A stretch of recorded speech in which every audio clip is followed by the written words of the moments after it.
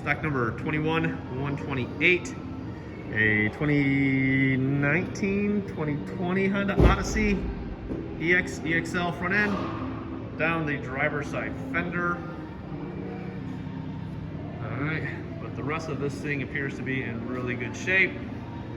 Pretty blue color.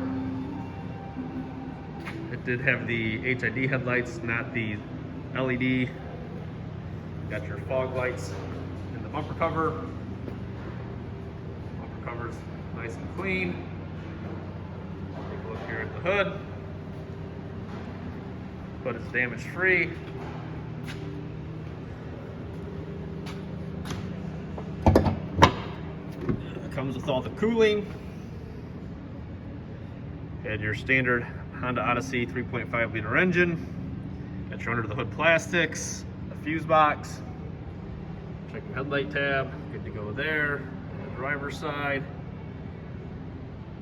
See all your cooling, your condenser, fan assembly, radiator, washer bottle, coolant bottle, passenger side headlights. Tabs are good to go. Should have the radar in there underneath and the grill. Alright, stock number 21-128 Honda Odyssey front clip in stock now.